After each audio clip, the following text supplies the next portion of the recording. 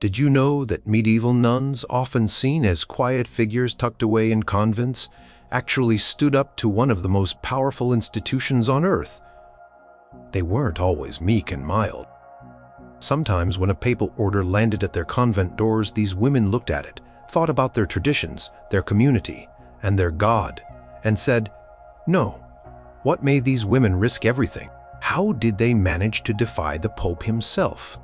Back in the years between 1100 and 1600. Number 7. The Nuns of Sainte-Marie and the Unapproved Pilgrimage. It was the early 1100s, a time when the world felt both vast and incredibly small, especially for women confined to monastic life. For the Nuns of Sainte-Marie, in the rugged forested heart of Burgundy, life revolved around prayer work and the rhythm of their community. Their convent, founded centuries earlier, held a deep connection to local saints and ancient pilgrimage routes. They believed that certain journeys, undertaken with spiritual purpose, were essential for the soul's health and the convent's blessings. One such journey was the arduous trek to the shrine of Saint Foy in Conques, a place of profound miracles and powerful relics. The Nuns of Sainte-Marie had a long-standing tradition of sending a small delegation to Conques every few years, not just for personal piety, but to bring back blessings, new ideas for their scriptorium's art, and to reinforce their spiritual ties across the land. This was an established custom, a part of their heritage. Papal authority, under Pope Calixtus II, was increasingly asserting control over every aspect of monastic life, especially concerning the movement of cloistered religious. There was a growing concern that unsupervised travel by nuns could lead to lax discipline, scandalous encounters, or simply a loss of control over these influential female communities. A new papal decree, likely issued through a legate or local bishop, arrived at Sainte-Marie. It was direct, clear, and seemingly without room for negotiation. Henceforth, no nuns were to leave the cloister for any reason without explicit written permission from the local bishop, who in turn had to seek approval from a higher papal authority, often a cardinal or the Pope himself, for journeys beyond the immediate diocese. This new rule was meant to tighten the reins, to ensure monastic discipline, and to prevent what the Church saw as potential moral failings or diversions from strict enclosure. It was a blanket order, designed to bring uniformity and control to far-flung convents, even those with deeply embedded traditions. The news hit the Nuns of Sainte-Marie like a cold, unexpected wind. Abbess Adelaide, a woman known for her quiet strength and unwavering devotion to her community, read the decree aloud to her sisters in the chapter house. A murmur of dismay rippled through the assembled women. To them, the pilgrimage to Conques was not a luxury but a spiritual necessity, a vital act of devotion passed down through generations. It was a way to renew their spiritual fervor, to seek healing for sick sisters, and to contribute to the wider network of Christian devotion. How could a distant pope understand the unique needs of their convent, isolated as they were by miles of forest and tradition? This wasn't about avoiding work or seeking pleasure. It was about seeking God. The decree felt like a direct assault on their spiritual practice, a severing of an ancient lifeline. Abbess Adelaide did not immediately declare open rebellion. She was wise and knew the power of the papacy. Instead, she first sought clarification, sending a carefully worded letter to the local bishop.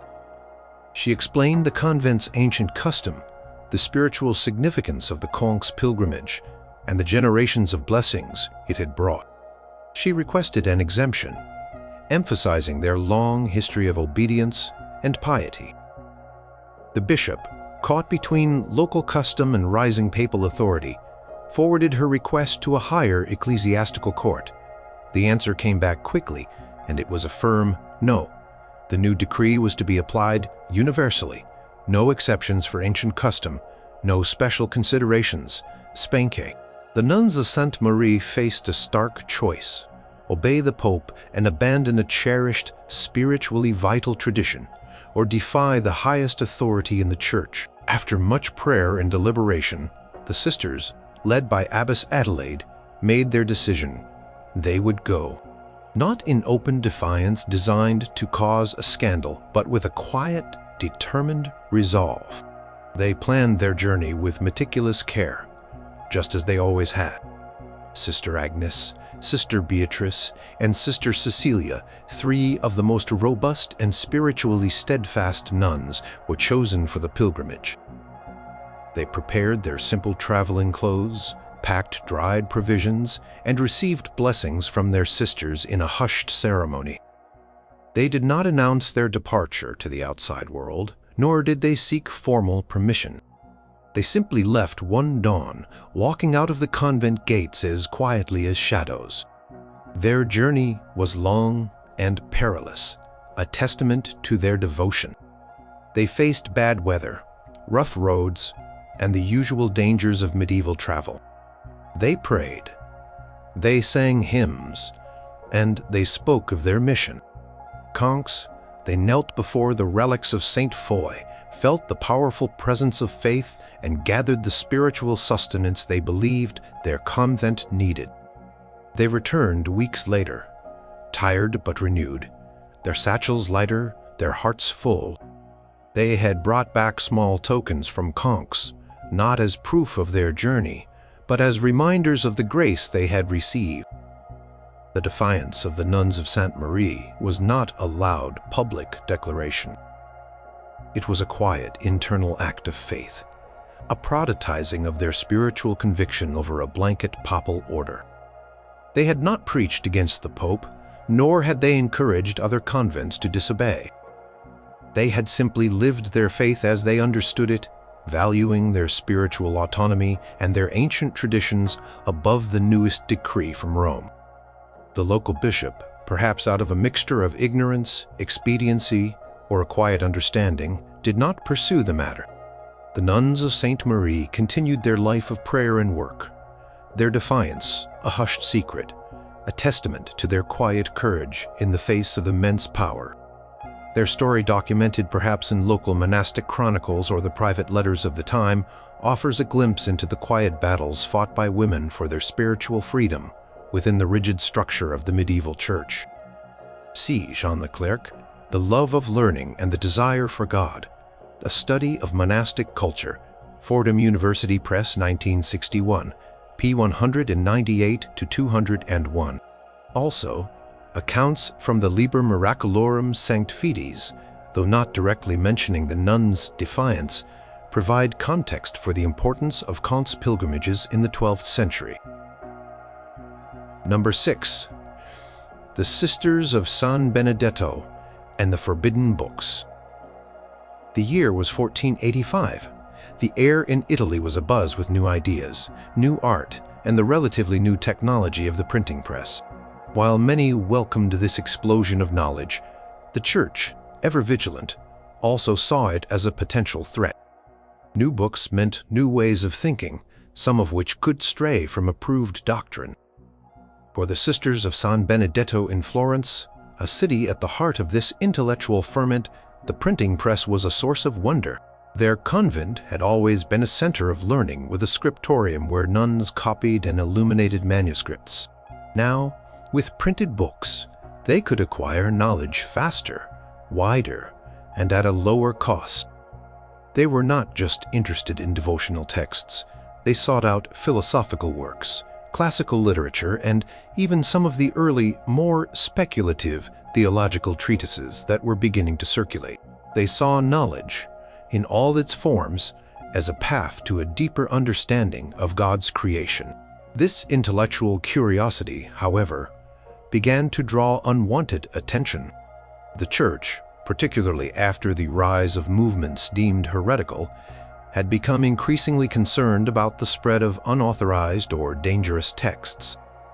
The concept of an index of forbidden books was still developing, but local bishops and inquisitors held considerable power to identify and suppress texts they considered problematic. In 1485, a specific papal directive, issued by Pope Innocent VIII and communicated through the local Florentine bishop, targeted certain types of books. The decree did not name specific titles at first, but described categories, texts that promoted astrological divination, certain types of occult philosophy, or theological discussions that challenged established dogma. The order was clear. All convents and monasteries were to present any such books in their possession for review and potential confiscation. The intention was to purify monastic libraries and protect religious communities from corrupting ideas. The Sisters of San Benedetto knew exactly what this meant for their cherished collection. They had recently acquired a printed copy of Marsilio Ficino's Platonic Theology, a profound work that blended Christian thought with Neoplatonic philosophy, a daring intellectual pursuit for the time.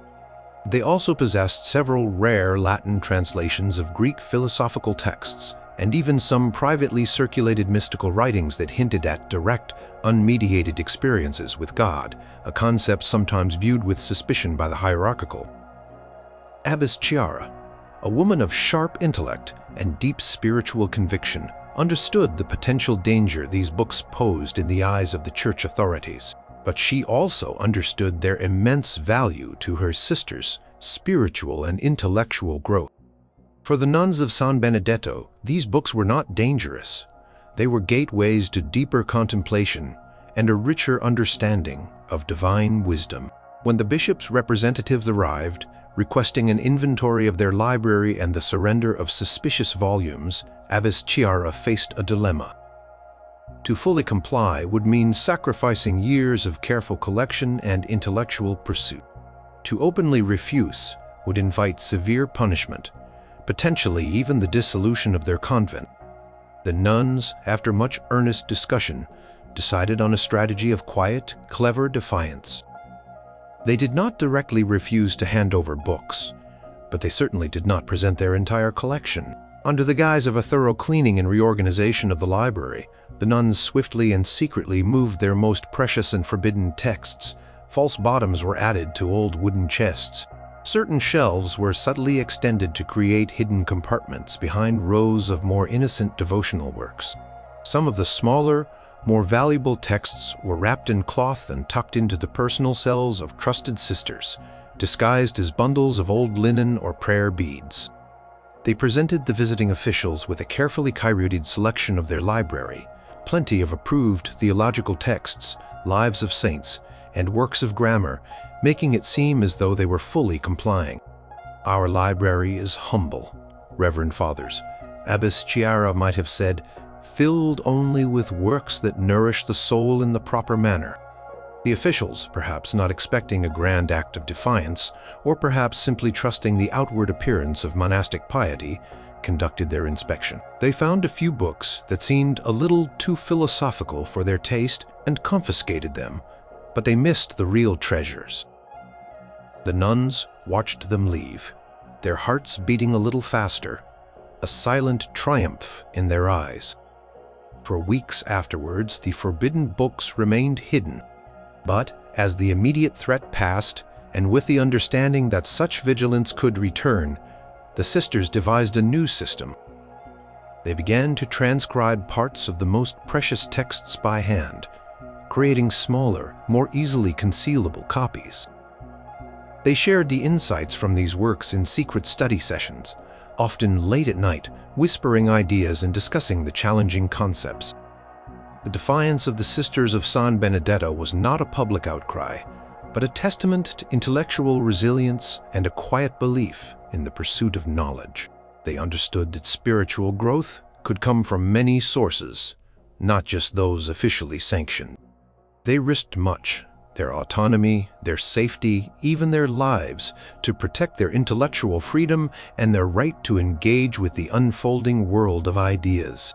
Their legacy, though not recorded in grand papal decrees, likely lived on in the subtle influence of their scholarship and the intellectual courage they instilled in generations of nuns.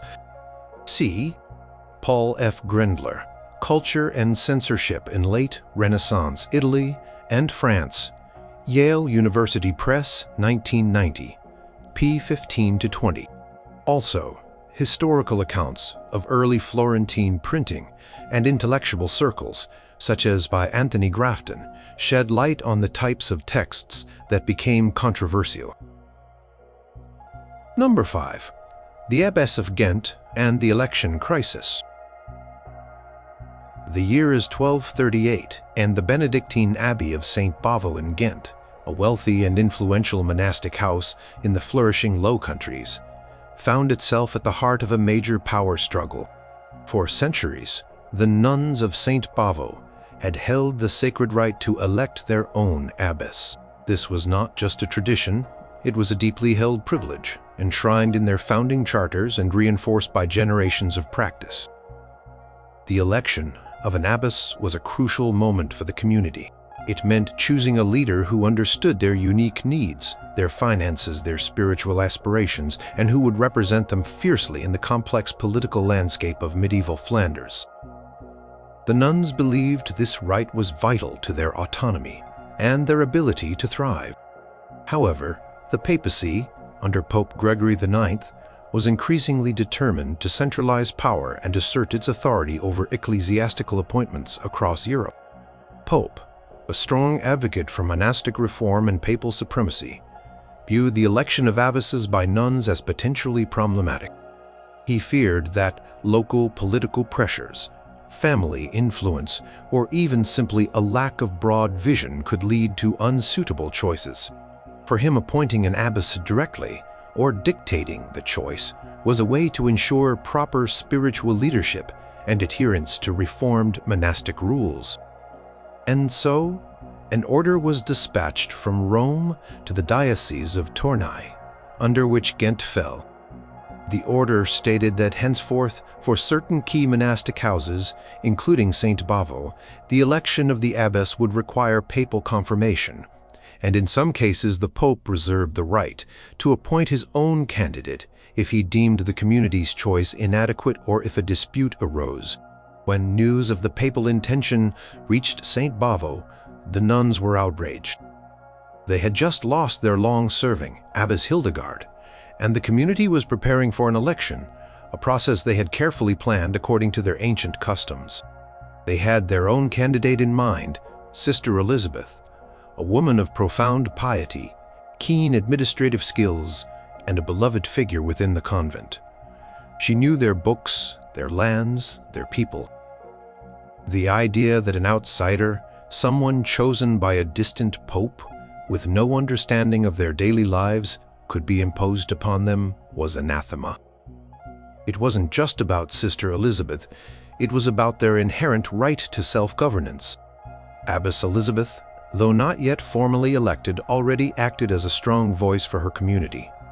She gathered the senior sisters in the chapter house. They discussed the papal order, the implications, and their options.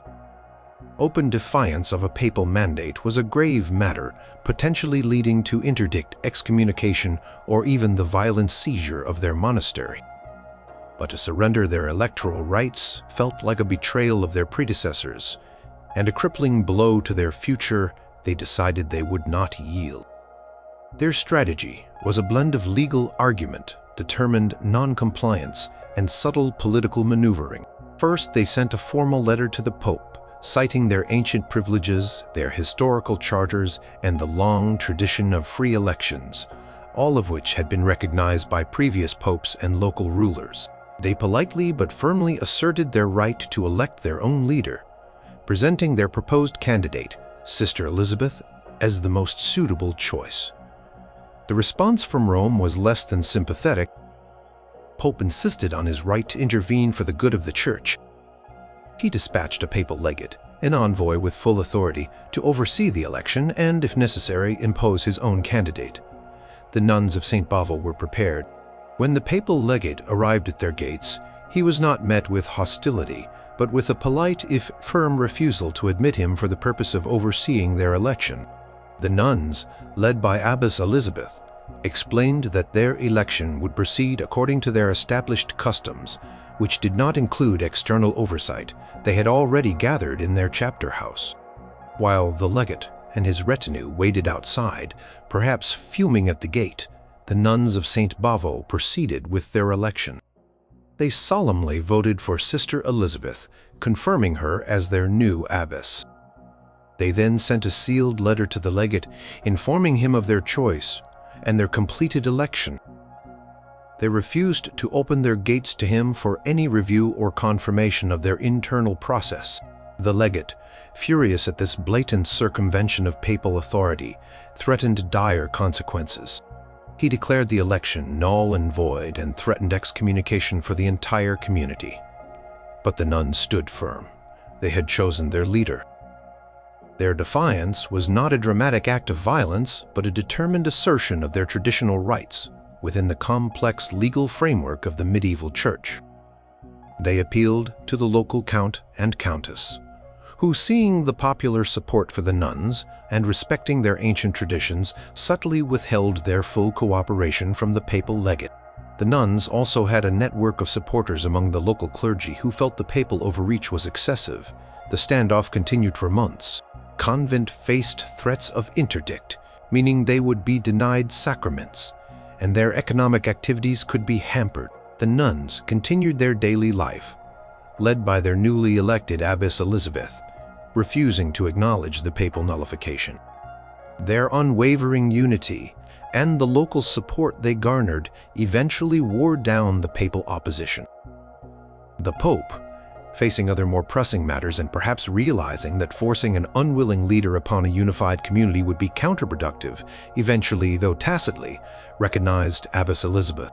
He did not explicitly retract his order, but the practical outcome was that the nuns had successfully elected their own leader despite his direct attempt to intervene. The story of the Abbess of Ghent and the election crisis stands as a testament to the power of communal resolve and the importance of traditional rights in the face of centralized authority. Penelope D. Johnson, equal in monastic profession. Religious Women in Medieval France, University of Chicago Press, 1984. p. 245 to 248. Also, Medieval Chronicles of Ghent and the Diocese of Tournai may contain references to this specific dispute, such as the Annals Gendenses. Number 4. The Convent of Santa Clara and the stricter enclosure.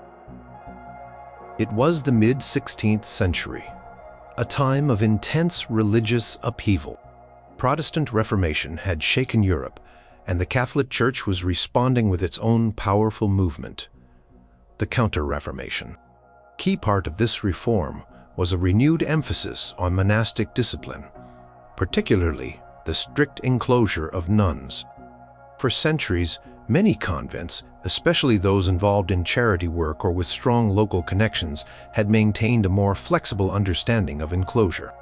Nuns might leave the convent for specific errands, to manage property, or to care for the sick in the community.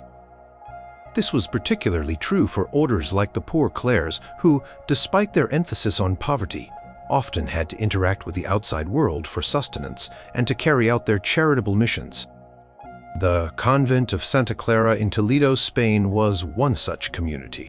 Poor Clares there were renowned for their vibrant spiritual life, their rigorous poverty, and their deep engagement with the local community. They ran a small infirmary, helped care for orphans, and even participated in the local economy by selling embroidered cloths and small devotional items. Their interaction with the outside world was not for frivolity, but for necessity and service. They believed that their faith called them to both inner contemplation and outer action, to be present for those in need beyond their cloister walls. Council of Trent, a monumental series of meetings by Catholic leaders, concluded in 1563, and its decrees on monastic reform were unequivocal. One of the most stringent was the mandate for strict enclosure for all nuns. This meant that cloistered nuns were not to leave their convents for any reason without extraordinary papal or episcopal permission, and even then only under extreme circumstances. Windows to the outside world were to be barred, grills installed, and interaction with secular persons severely limited. The intention was to protect nuns from worldly temptations, to ensure their purity, and to maintain monastic discipline. It was a clear top-down command, designed to bring all female religious houses into strict uniformity with the ideals of cloistered piety. When the papal bull implementing these reforms arrived in Toledo, delivered by the zealous Archbishop of Toledo, it caused immediate consternation at Santa Clara. Abbess Adelaide, a woman of practical wisdom and profound compassion, read the decree with a heavy heart. She understood the Church's desire for reform, but she also knew that strict enclosure would cripple their ability to serve their community. How could they run their infirmary if they couldn't tend to the sick outside their walls? How could they feed themselves if they couldn't go to market or manage their small properties? It felt like an order that fundamentally misunderstood their way of life, a life built on both prayer and active charity. The nuns, a unified community, debated their response. They respected the Pope and the Church, but they also felt a deep spiritual obligation to their mission and to their long-established customs. They decided they could not and would not fully implement the enclosure in a way that would dismantle their charitable work. Their defiance was not a dramatic rebellion, but a deliberate, nuanced resistance. Abbess Adelaide began by sending a formal appeal to the Archbishop, explaining in detail the essential nature of their external activities for the well-being of the convent and the poor they served. She argued that their current practices were not laxity, but a necessary form of active piety. The Archbishop, however, was determined to enforce the Tridentine decrees without exception. He sent inspectors to ensure compliance. The nuns of Santa Clara responded with careful, strategic non-compliance. They did install some grills and reduce casual contact, creating an outward appearance of adherence. But for their essential activities, they found loopholes and quietly continued their work. The infirmary continued to receive the poor. Sisters continued to discreetly manage the convent's external affairs, perhaps by sending lay servants, but often still stepping out themselves for crucial tasks when absolutely necessary. They devised ways for the most senior and trusted nuns to leave the cloister under the pretense of urgent, unstated spiritual or administrative needs, relying on the fact that local officials might be reluctant to interrogate pious nuns too deeply. They might claim a visit to a dying relative, a loophole sometimes allowed, or a pressing financial matter that required personal attention. Their defiance also took the form of subtle local resistance. People of Toledo knew and respected the nuns of Santa Clara. They saw the good works they performed, and there was often a quiet understanding, even among some local clergy, that the letter of the law sometimes clashed with the spirit of charity. So, while the Archbishop insisted on strict enforcement, the local community often turned a blind eye or provided quiet support. If a sister needed to go to the market, a sympathetic merchant might meet her at a discreet side door. If a sick person needed care, they might be brought to a small parlor accessible from the outside, rather than being denied care. The nuns of Santa Clara never openly declared war on the Pope or the Council of Trent. They simply continued their mission, adapting where they could, resisting where they must, and relying on their ingenuity and the quiet support of their community. Their defiance was a testament to their unwavering commitment to their unique monastic charism and their belief that true piety extended beyond the cloister walls. The tension between strict enclosure and active ministry for nuns would continue for centuries, but the nuns of Santa Clara showed that even in the face of immense papal authority, communities could find ways to uphold their values. C. Mary E. Wisner-Hanks, Women and Gender in Early Modern Europe, Cambridge University Press, 2008. p. 195 to 197. Also, scholarly works on the implementation of Tridentine reforms in Spain, such as by Jody Billincoff, often discuss resistance to enclosure mandates. Number 3. The Poor Clares of Avignon and the Vow of Poverty. The year is 1345, and the city of Avignon, nestled on the Rhone River in southern France, was not just any city. It was the seat of the papacy. For decades, the popes had resided here, away from the turmoil of Rome, creating a powerful, wealthy, and politically astute papal court. For the poor clerks of Avignon, a small, humble community living just outside the city walls, this proximity to immense power was a constant, if often unsettling, presence. Their order, founded by Saint Clare of Assisi, held one vow above all others: absolute poverty. They owned nothing as individuals and very little as a community. They relied on alms, on the generosity of the faithful, and on the strength of their own hands to grow food in their small garden and create simple crafts. This was their spiritual foundation, their core identity. However, the Avignon papacy, though concerned with spiritual matters, was also deeply involved in temporal administration, financial management, and political alliances.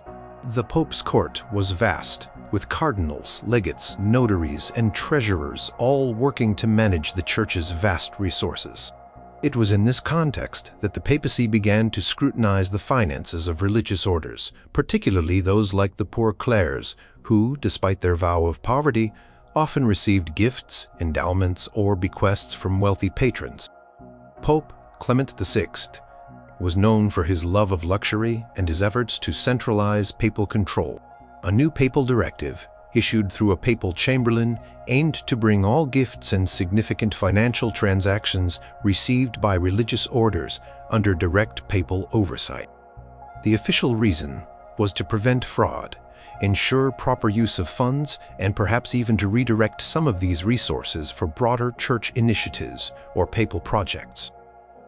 For the poor clerks, this meant their meager alms, their small inheritances, or any future gifts might have to be reported to and potentially managed by the papal treasury. For Abbess Beatrice, a woman whose life had been dedicated to the austere ideals of Saint Clare, this order was an affront to their fundamental vow. Their poverty was not just a lack of possessions. It was a spiritual state, a dependence on divine providence, and a rejection of worldly wealth.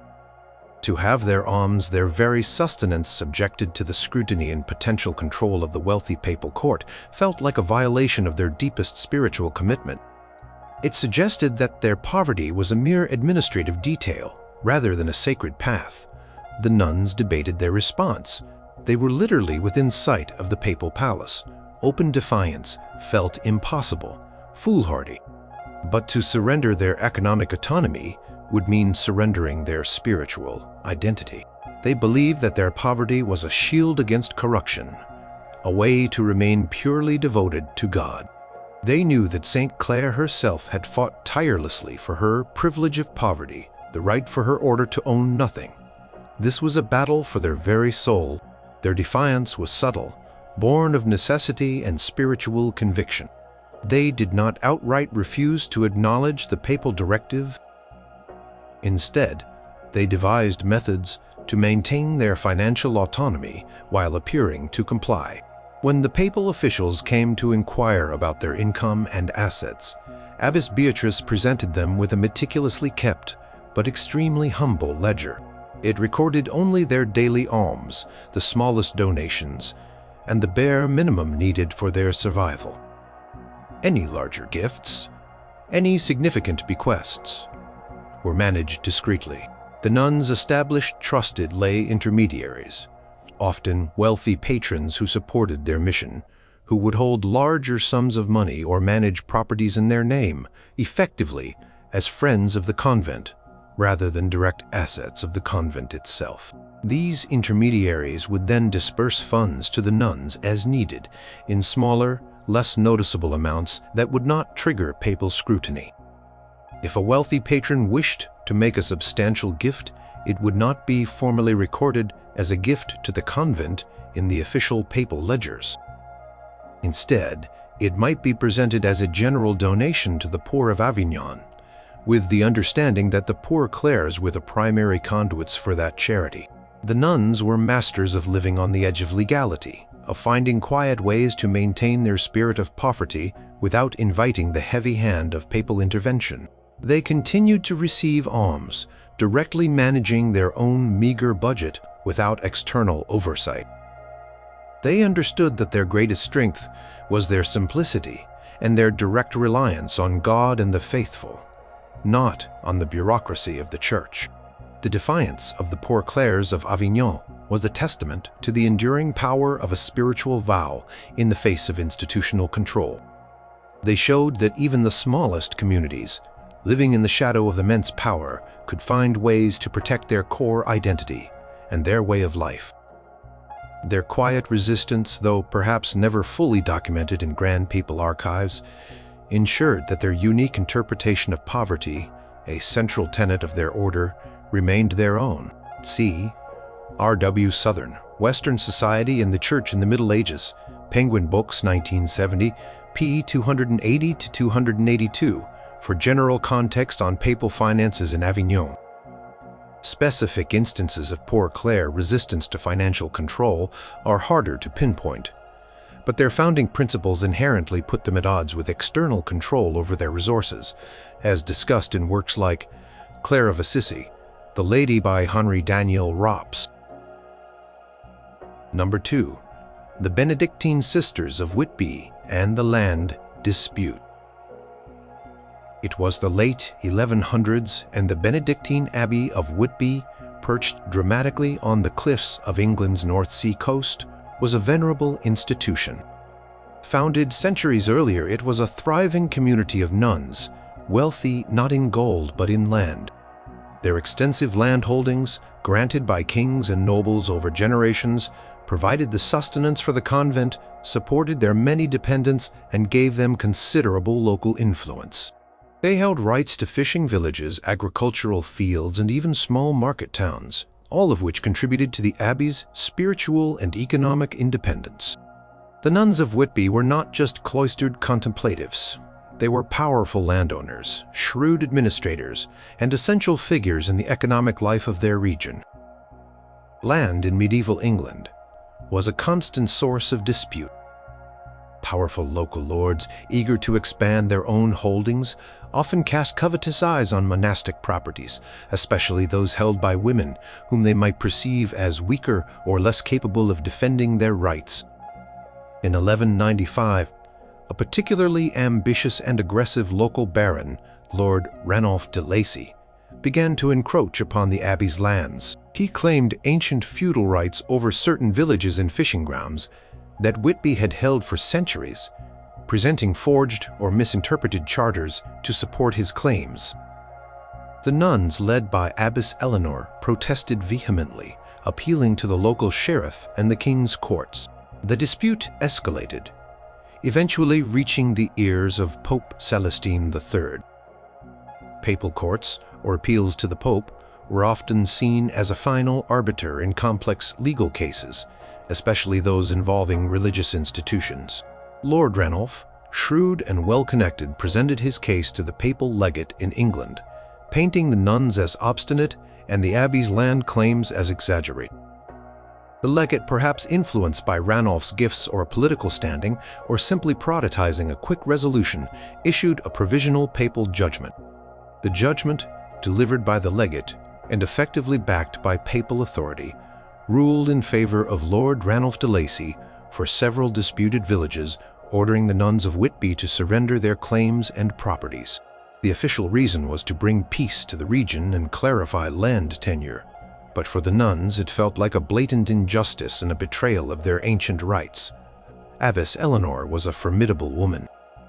She convened her chapter, and the nuns listened to the papal judgment with disbelief and then a growing anger. This was not just about land. It was about their survival, their independence, and the very foundation of their community. To surrender these lands would mean impoverishing the abbey, potentially forcing them to dismiss their lay servants, reduce their charitable outreach, and perhaps even diminish their spiritual activities due to financial hardship. They believed the judgment was unjust, based on flawed evidence, and a direct assault on their livelihood. Their defiance was multifaceted and determined. First, they refused to physically surrender the lands. They instructed their tenants and bailiffs in the disputed villages to continue paying rents and allegiances to the abbey, not to Lord Ranulph. They sent letters to the villagers, reminding them of their long-standing relationship with the abbey and urging them to resist any attempts by Lord Ranulph to seize their loyalty or their produce. This was a direct, active refusal to comply with a papal-backed order. Next, Abbess Eleanor did not simply accept the legate's judgment as final. She bypassed the local papal representative and appealed directly to the Pope himself, or rather to the next Pope, Innocent III, who had just ascended to the throne. Her letters were eloquent, detailed, and passionate. She presented the abbey's original charters, provided testimony from long-serving tenants, and meticulously dismantled Lord Ranulph's claims, arguing that the legate had been misinformed or prejudiced. She appealed to the Pope's sense of justice and his duty to protect religious houses. Furthermore, the nuns engaged in local political maneuvering. They cultivated alliances with other powerful nobles who were either rivals of Lord Ranulph or genuinely sympathetic to the abbey's plight. They also made sure their story and the perceived injustice was widely known among the local population. They relied on their spiritual authority and the goodwill they had built over centuries within their region. The legal battle was long and arduous, spanning several years. The nuns of Whitby sent representatives, likely trusted male clergy or legal experts they hired, to present their case in various courts, both royal and ecclesiastical. They spent precious resources on legal fees, but they saw it as a battle for their existence. Their unwavering resolve and the strength of their original charters eventually began to turn the tide. While Pope Innocent III did not immediately overturn his predecessor's legate's ruling, he did order a thorough reinvestigation of the matter. This was a significant victory for the nuns, as it effectively suspended the previous judgment. Ultimately, after years of tireless struggle, the nuns of Whitby secured a more favorable outcome. Though they might have lost a small portion of the truly questionable lands, the core of their vast holdings was confirmed as rightfully theirs, often through new royal charters or a revised papal decree that superseded the earlier unfavorable judgment. The defiance of the Benedictine Sisters of Whitby was a powerful demonstration of their resilience, their administrative acumen, and their willingness to fight with every legal and political tool at their disposal. Against an unjust papal-backed ruling, they showed that even against the highest authority, a determined and unified community could defend its rights and its way of life. See Janet Burton, The Monastic Order in Yorkshire, 1069 to 1215, Cambridge University Press, 1999, p. 187 to 190, discusses monastic landholding disputes. Also, the Cartulary of Whitby Abbey would contain the primary documents related to their land tenure and conflicts. Number 1. The Nuns of Mont Cenis and the Unwanted Murger. It was the year 1385, a time of profound crisis for the Church. Europe was gripped by the Great Western Schism, with 2 and at times 3 rival popes, each claiming to be the true successor of St. Peter. This division led to immense confusion, political maneuvering, and widespread instability, even within monastic communities. The Benedictine convent of Mont Cenis, nestled high in the Alps near the vital pass between France and Italy, was a small but ancient and respected house. For centuries, the nuns had managed their remote community with fierce independence, maintaining their unique customs and spiritual practices. They relied on alms from travelers crossing the pass and on their own ingenuity to survive in their isolated mountain home. In the chaos of the schism, loyalties were often divided, and both papal courts sought to consolidate control and resources. One such attempt involved the forced merger of smaller, less financially secure convents with larger, wealthier ones, often under the guise of reform or efficiency. Pope Urban VI, The Pope, recognized by much of Western Europe, issued a series of directives aimed at streamlining monastic orders. One such order, specifically targeting the region of Savoy, dictated the merger of the convent of Mont-Cenis with a larger, more established Benedictine abbey located far down in the valley near the city of Susa. The stated reasons were Mont-Cenis's small size, its relative poverty, especially due to reduced travel during the schism, and the belief that a larger community could offer more spiritual resources and administrative stability. For the nuns of Mont-Cenis, this news was devastating. They had existed for centuries as a distinct community, with their own particular interpretation of the Benedictine rule, their unique local saints, and their profound connection to the mountain landscape around them. To be forced to merge meant losing their identity, their traditions, their very home. It meant being absorbed into a different community with different customs, possibly a different interpretation of the rule, and almost certainly a loss of their independence. They viewed this as a punitive act, a dissolution of their sacred community, rather than a benevolent reform. Abbess Agnes, a woman of deep faith and fierce protectiveness over her sisters, rallied her community. They were few in number, isolated by geography, and facing the power of the Pope himself, even a Pope whose authority was contested. But they were united in their resolve.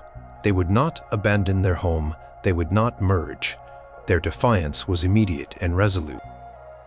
When the papal legate, accompanied by officials from the Susa Abbey, arrived at their remote mountain convent to oversee the merger, they found the gates barred. Abbess Agnes, speaking from behind the heavy wooden door, politely but firmly refused them entry for the purpose of the merger. She explained that their convent had existed independently for centuries with its own unique charism, and that a forced merger would violate their spiritual vows and their traditions. She quoted the words of their founding charters, emphasizing their perpetual existence as a distinct community. The legate, frustrated and unaccustomed to such direct resistance from a small female community, threatened dire consequences. He declared the nuns disobedient and warned of excommunication and seizure of their property. But the nuns of Mont-Cenis stood firm. They had prepared for this. They had quietly stockpiled provisions, knowing that the outside world might cut off their supplies. They had also sent secret messages to their loyal local benefactors and to sympathetic nobles in the surrounding region, informing them of the papal order and their decision to resist. These local allies, often valuing the long-standing spiritual presence of the nuns in the pass, offered their quiet support. The nuns essentially barricaded themselves within their convent. They continued their daily prayers, their work, and their communal life as if nothing had changed. They refused to open their doors to anyone attempting to enforce the merger. When officials tried to enter by force, they were met with a unified front of women, praying loudly and blocking the way, appealing to divine justice and their ancient rights. The remote location also worked in their favor. It was difficult for papal forces to maintain a sustained presence in the harsh mountain environment. The standoff continued for months, even years. The Great Schism itself inadvertently aided the nuns. With two popes vying for control, neither had the full resources or singular focus to effectively enforce every decree across all of Europe, especially against determined, remote communities. The nuns of Mont-Cenis also shrewdly leveraged the political divisions. They might have sent appeals to the rival pope in Avignon, or simply used the existence of the schism as a reason to question the legitimacy of the orders from Urban VI, arguing that the authority was unclear.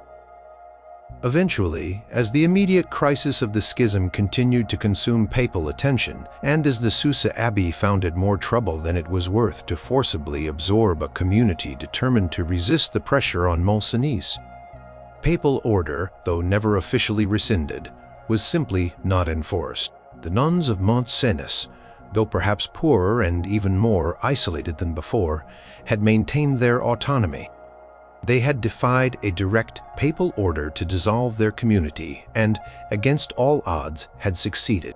Their story is a powerful example of how even in times of profound instability and with little formal power, a united community could protect its identity and its home against the might of the highest church authority.